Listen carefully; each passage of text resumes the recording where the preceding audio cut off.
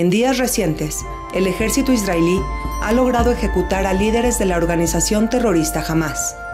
Ismael Haniyeh es un ejemplo de ello. ¿Podría esto provocar que la organización sea desmantelada por completo? ¿O tiene la posibilidad de reagruparse y rearmarse en el futuro? Esta y otras preguntas responde en entrevista para Enlace Judío el especialista Esdras Shabot. Hola Esdras, ¿cómo estás? Muchísimas gracias primero que nada por tu tiempo. Gracias Nadia y gracias a Enlace Judío por esta entrevista. Esdras, estamos en los últimos días con una gran noticia, una importante noticia de que Benjamín Netanyahu, primer ministro de Israel, aceptó la propuesta norteamericana de entrar en nuevas negociaciones con Hamás para recuperar a los secuestrados que todavía están cautivos. La pregunta, Esdras, es ¿en qué consiste esta propuesta, esta nueva estrategia y por qué es tan importante en estos momentos de la guerra?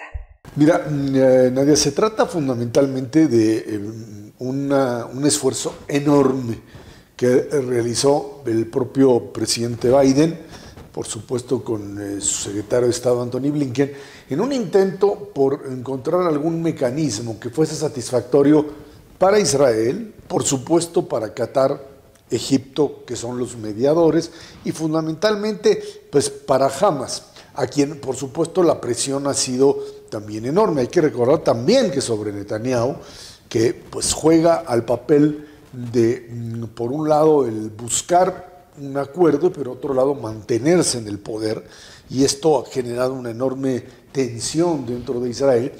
Esto último que sucedió el pasado lunes, que fue básicamente esta aceptación por parte de Netanyahu de lo que son las condiciones mínimas para poder avanzar. Uno es fundamentalmente que la mayor cantidad de rehenes sean liberados directamente en la primera fase. Recuerden que estamos hablando de 3 fases, en donde primero se liberan a mujeres y por supuesto todavía menores y gente que tenga problemas de salud, por supuesto ancianos que todavía están ahí en prisión, y en una segunda fase vendría el resto de los soldados y con ello avanzar hacia el tercer nivel, que es fundamentalmente el de tratar de llevar a Israel los cadáveres de soldados y de civiles que están en poder de Hamás. Esto no ha sido un elemento fundamental de la negociación.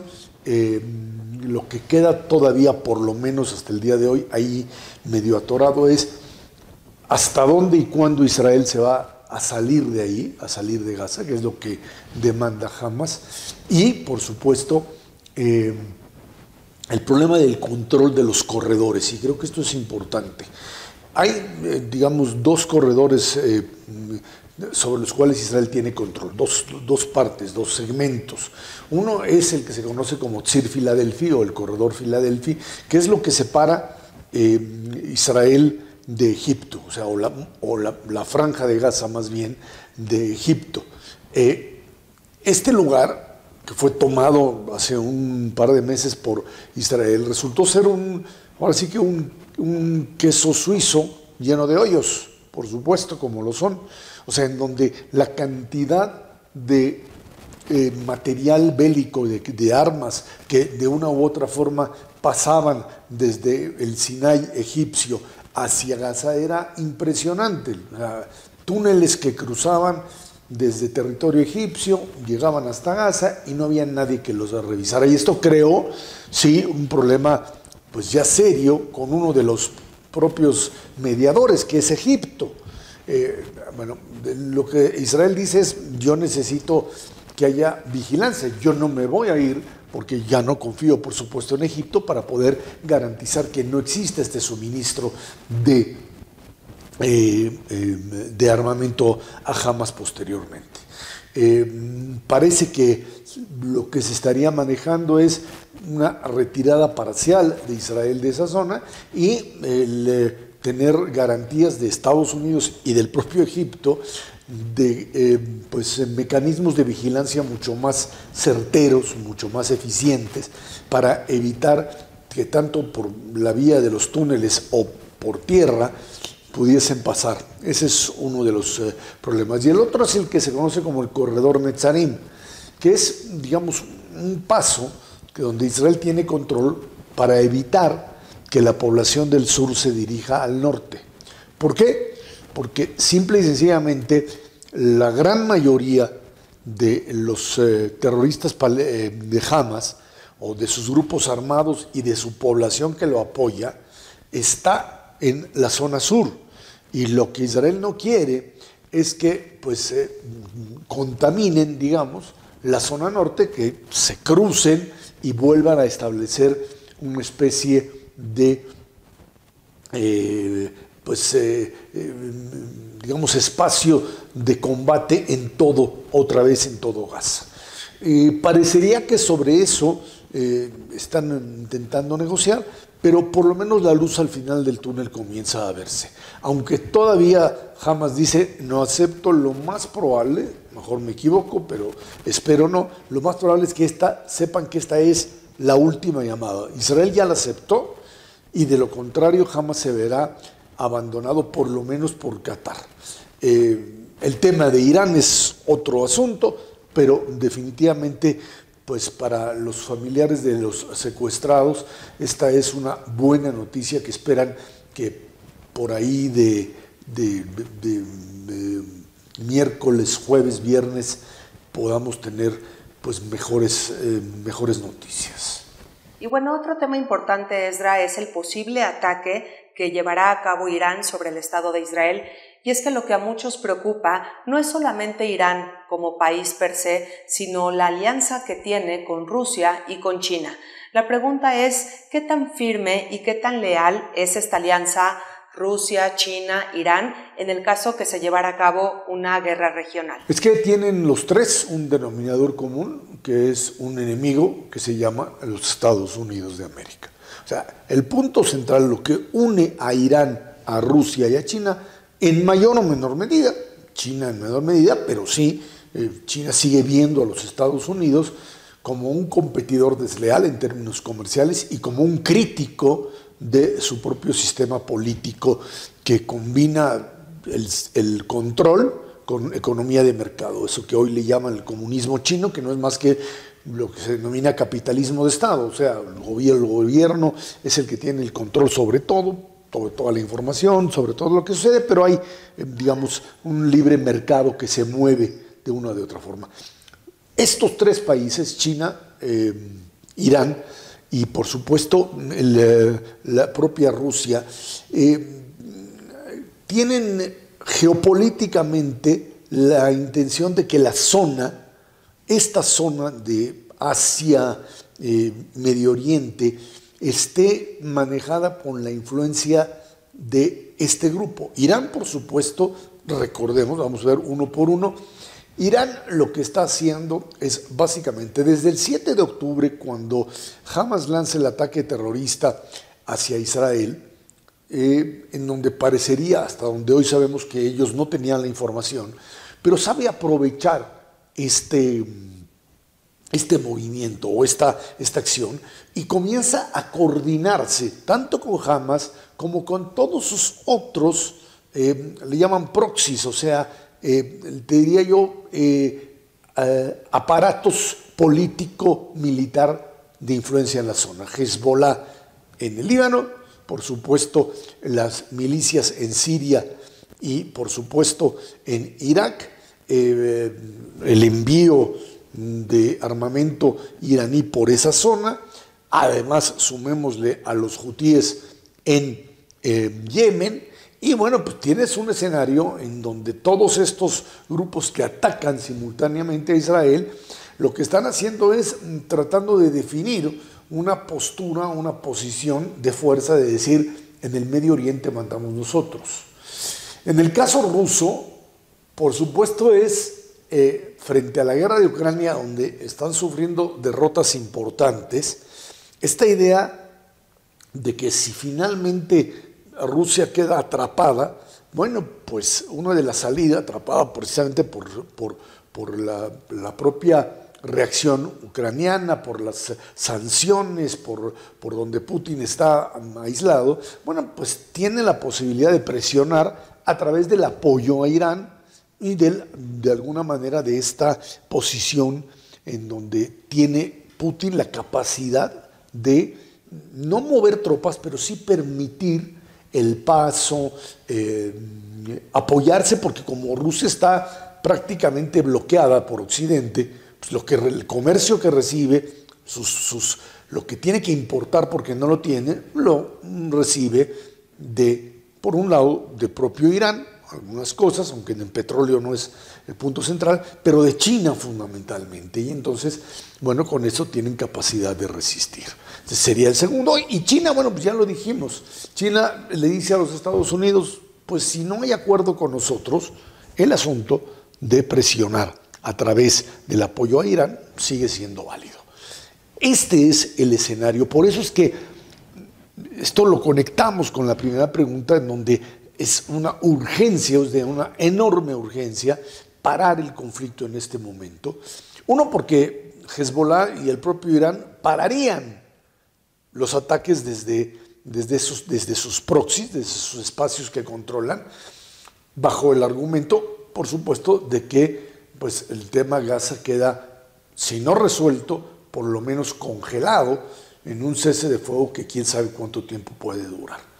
Creo que esto es un elemento importante para entender por eso la presión norteamericana. No es solo que Biden esté buscando el apoyo para Kamala Harris, etcétera, etcétera, en la elección, y por supuesto un acuerdo de cese del fuego le ayudaría, pero también en términos geopolíticos estratégicos es la posibilidad de seguir siendo quien tenga la batuta en el Oriente Medio. Todo eso se juega en un escenario muy, muy, muy complicado, y en donde, pues ahora sí que el primer paso es ese. El primer paso es un cese de fuego que implique la entrega de todos los rehenes vivos y muertos, y a partir de este momento, entonces, volver otra vez al manejo diplomático, digamos, de este tipo de conflictos. Esdra, mencionaste a Kamala Harris, una figura que ha sido muy controversial, mientras algunos opinan que podría ser benéfica para las políticas del Estado de Israel, otras personas opinan que es sin duda peligrosa incluso. ¿Cuál es tu opinión personal?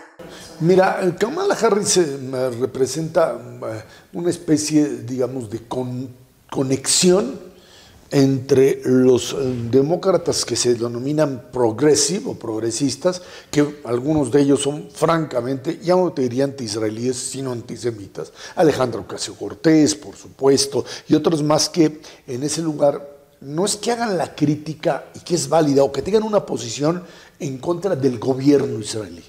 Eso sería finalmente aceptable, o sea, aceptable desde el punto de vista de decir, este tipo de gobierno no nos favorece, va en contra de lo que ustedes quieran. Pero el problema con estos grupos es que trasladan de estos grupos políticos, es que trasladan su rechazo a un gobierno de derecha o de ultraderecha como el israelí, al pueblo judío como un todo, y a Israel en su derecho a existir. No estamos hablando aquí de una crítica al gobierno como tal, al gobierno de Israel, sino estamos hablando de una postura que en el fondo niega el derecho de la existencia del Estado de Israel y, por supuesto, pone a los judíos como un todo en medio de la polémica sobre si deben o no tener una nación. Este es un segmento al cual la propia Kamala Harris ha tratado de mantener, porque la lucha contra Trump va a ser, sabemos, pues ahora sí que cabeza contra cabeza. Estamos hablando de una enorme presión de uno y otro bando.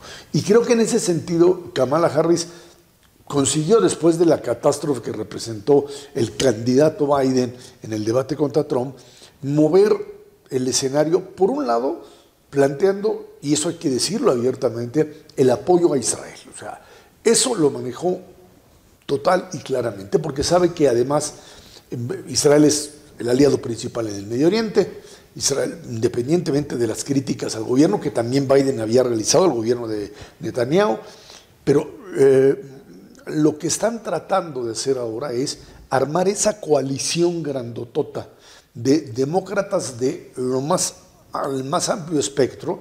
Recuerden que en Estados Unidos los partidos políticos son algo así como asociaciones en donde hay cierto tipo de intereses comunes y un montón de cosas a los lados que no funcionan. Menos ahora ya en el Partido Republicano, que Trump prácticamente tomó el control y hace con él lo que quiera. Para Israel un eventual triunfo de Kamala Harris no es, por supuesto no es un peligro, quizá lo sea, pero para el gobierno de Netanyahu, porque Biden se quejó una y otra vez con Netanyahu durante la guerra, de que finalmente no estaba colaborando con la estrategia norteamericana. Y por otro lado, el propio Netanyahu acusaba a Biden de que no le entregaba las armas que necesitaba. La otra opción que tiene, por supuesto, que Netanyahu estaría apostando por ella, es la figura de Trump. Nada más que apostar por Trump por parte de Israel es otra vez estar en manos de alguien, y ya le pasó una vez al propio Netanyahu, como Trump, que no negocia, da órdenes, impone condiciones. Recordemos que Netanyahu, cuando decidió el propio Donald Trump eliminar a Soleimán, a uno de los líderes del fundamentalismo islámico, y que en Irak había desarrollado actividades que eran prácticamente fuera de lo que incluso los Estados Unidos podían tolerar, y se aventó a eliminarlo, a matarlo, y ahí Netanyahu le dijo: no, yo a esa no le entro. Y bueno, se le estuvo recordando una y otra vez, porque Trump juega al juego político de la lealtad absoluta. O estás totalmente conmigo y me obedeces, o simplemente te conviertes en el enemigo. En el caso, por ejemplo, con Biden, se dio todo este juego y golpes de un lado y de otro, pero estás hablando finalmente de una transacción político-diplomática en donde, pues como ya lo vimos con el tema del acuerdo, la presión funciona, tú ganas en una parte y pierdes en otra, y ese es el juego de la política. Pero con Irán no se puede hacer eso, con Trump tampoco, por supuesto, se puede hacer eso, y en ese sentido es fundamental encontrar un equilibrio de poderes. El hecho de que Kamala no haya elegido, digamos, al gobernador de Minnesota, que es judío, como su candidato, pues es un cálculo muy claro, ¿no? O sea, en una elección cerrada tú necesitas tener el abanico más grande y tienes que manejar personas, o sea, lo que Kamala representa en términos, digamos, de la izquierda demócrata. Ahora su apuesta por la vicepresidencia está en alguien como el gobernador de Minnesota, que está más ligado a lo que serían los demócratas más conservadores. O sea, ese es directamente el juego, y por ello toma las decisiones. Yo no vería ningún problema. Yo creo que el problema que vamos a tener una vez que esperemos el cese del fuego funcione es que esta sociedad israelí, que sigue manifestándose cada semana con mayor cantidad, exige la realización de nuevas elecciones, porque el gobierno que permitió o no se dio cuenta de lo que sucedía el 7 de octubre no puede quedar definitivamente, o no puede seguir gobernando sin que exista una nueva consulta electoral a la población israelí.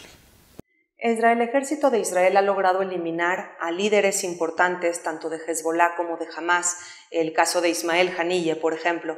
Y la pregunta ante esto es: ¿estaremos presenciando el desmantelamiento definitivo de esta organización terrorista, o quizá en el futuro Hamas logre reagruparse e incluso rearmarse? Mira, hay que recordar que Israel dijo: no vamos a permitir que el liderazgo de Hamas se mantenga. Y esto, dicen, los vamos a cazar en cualquier lugar. En un lugar donde no lo podían cazar era Qatar, porque Qatar es un intermediario, están negociando, y ahí estaban. De hecho, otro de los líderes, Khaled Mashal, que otro de los líderes de Hamas, está allí y no se va a mover ahí por nada del mundo.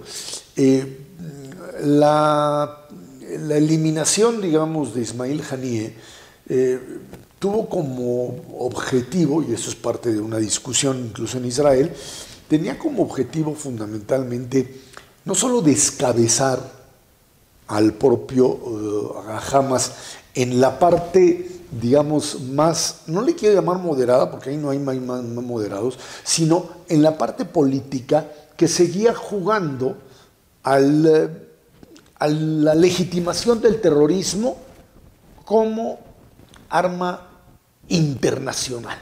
O sea, Ismail Haniyeh se movía a determinados lugares con esa representación política, mientras en Gaza y Yahya Sinwar y en los territorios en Cisjordania y en la Cisjordania, en Judea y Samaria, ahí empezaban a mover hilos. O sea, Haniyeh era una pieza fundamental en el juego político internacional, incluso con Irán. Bueno, la operación que Israel dice que no la hizo, pero sí la hizo, fue la de buscar el momento adecuado para sacar a Ismail Haniyeh de la jugada y reducir las posibilidades de negociaciones diplomáticas en otros lugares. O sea, una vez muerto Haniyeh, uno se genera un conflicto. ¿Con quién? Con Irán, porque pusiste a matar a Teherán, al lugar, y te infiltraste en los guardias revolucionarios. Hay que recordar que la versión que más se considera viable es que parte de los servicios de inteligencia de Israel hubiesen puesto la bomba, el artefacto, dentro del lugar donde iba a estar Ismail Haniyeh. Esto implica necesariamente infiltrar los cuerpos de seguridad iraníes. Y por eso esta reacción de que vamos a hacer, y finalmente la amenaza enorme que por lo pronto no aterriza. No sabemos si la van a realizar, si la van a posponer, pero por lo pronto lo que sí queda claro es que el hecho de que Sinwar se haya quedado ya como único líder convierte a la organización Hamas en un ente que ya no tiene la capacidad diplomática que tenía antes, por lo pronto. No es que no lo puedan sustituir, pero Sinwar apareció y dijeron, pues es que no hay otro, ya que no está Ismail Haniyeh, es un Sinwar que está 30 metros bajo tierra metido y que su capacidad de moverse es mucho menor, por supuesto, que lo que tenía Haniyeh en algún momento en Beirut y luego, por supuesto, en Qatar y en Teherán. Creo que en ese sentido, esa fue la jugada. Hasta ahora parece que es una jugada política que le ha funcionado, bajo el entendido de que Hamas está hoy más, más débil frente a lo que podríamos llamar la Alianza Occidental. Así es como funcionó, digamos. Recordemos que ya habían eliminado también en Gaza a Mohamed Defa, el número 2 de Hamas, y esto es, la idea clara de que el movimiento sigue teniendo fuerza, es cierto, pero que el debilitamiento de los liderazgos no te los hace desaparecer, pero te debilita la capacidad de acción de este tipo de grupos. Y esto además hay que conectarlo nada más con Hezbollah en el norte, donde también comandantes suyos han sido eliminados, bajo el entendido de que Hezbollah está actuando única y exclusivamente como una especie de backup, dirían algunos, o sea, de resguardo de lo que hace Hamas. O sea, lanza cohetes y genera una especie de terror por supuesto en el norte de Israel, donde están desplazados miles y miles de israelíes desde hace ya 10 meses, pero que sabe que no quiere una operación militar mayor y que quisiera llegar a un cierto tipo de acuerdo, precisamente por la capacidad israelí que ha demostrado. Pero para Israel además ya es el momento adecuado desde hace ya de tratar de reconstruir su economía. Ya le bajaron la calificación crediticia un par de veces, la economía decreció durante estos 10 meses, menos 0.4%. Esto ya te habla de un problema serio, con inflación importante y con caída en el nivel de vida de muchos de aquellos que habitan en ese país. Creo que en ese sentido se estarían tratando de alinear las estrellas para lograr un cese del fuego que termine esto. Pero en el Medio Oriente no se sabe. En el Medio Oriente cualquier pacto que esté hecho, no digo a punto de hacer, sino totalmente hecho, también puede deshacerse en un segundo. Un atentado, un asesinato, una invasión. No hay reglas del juego y el riesgo es alto. Bueno, Esdra, pues ojalá que en nuestra próxima entrevista tengamos un mejor escenario, un escenario de paz, que la guerra termine pronto y que los secuestrados regresen a sus hogares. Gracias por tu tiempo, Esdra. Gracias, Danae, y gracias a Enlace Judío por esta plática. Hasta la próxima.